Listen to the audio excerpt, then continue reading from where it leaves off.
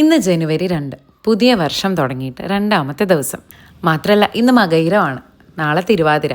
അപ്പം മകയിരമായിട്ട് രാവിലെ തന്നെ കുളിച്ച് അമ്പലത്തിലേക്കുള്ള ഒരു പോക്കാണ് ഈ കാണുന്നത്. ഓസ്ട്രിയ ഉള്ളപ്പോൾ എനിക്ക് ഏറ്റവും കൂടുതൽ മിസ് ചെയ്യുന്ന ഒന്ന് രണ്ട് കാര്യങ്ങളിൽ ഒന്നാണ് ഈ രാവിലെ എഴുന്നേറ്റ് കുളിച്ച് അമ്പലത്തിൽ പോകുമ്പോൾ കിട്ടുന്ന ഒരു പോസിറ്റീവ് വൈബ്.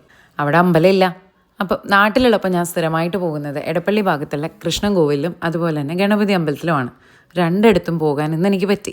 അങ്ങനെ അമ്പലത്തിലൊക്കെ പോയി കഴിഞ്ഞ് നേരെ തിരിച്ച് വീട്ടിലെത്തി കഴിഞ്ഞിട്ട് അടുക്കള കയറി ഒരു കുഞ്ഞ് ഉപ്പുമാവ് തട്ടിക്കൂട്ടാന്ന് കരുതി. മകയിരത്തിന് രാവിലെ പ്രാതൽ സ്പെഷ്യലാണല്ലോ ഈ ഉള്ളി ഇടാത്ത അല്ലെങ്കിൽ സവാള ഇടാത്ത ഉപ്പുമാവ്. അപ്പോൾ കുറച്ച് നെയ്യൊക്കെ ഒഴിച്ച് ഒരു നല്ല അടിപൊളി ഉപ്പുമാവ് അങ്ങ് ഉണ്ടാക്കി. 1-2 കൊല്ലമായിട്ട് അങ്ങനെ മകയിരം തിരുവാതിരയൊക്കെ എടുക്കാൻ സാധിക്കാറില്ല.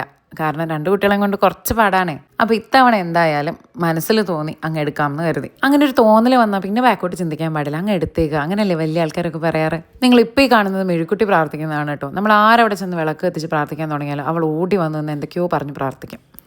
അപ്പോഴാണ് എനിക്ക് വിശപ്പിൻ്റെ വിളി വന്നത്. എന്നാൽ പിന്നെ ഉണ്ടാക്കി വെച്ചേക്കുന്ന ഉപ്പുമാവ് എന്തിനാ ആറി തണുപ്പിക്കുന്നത്.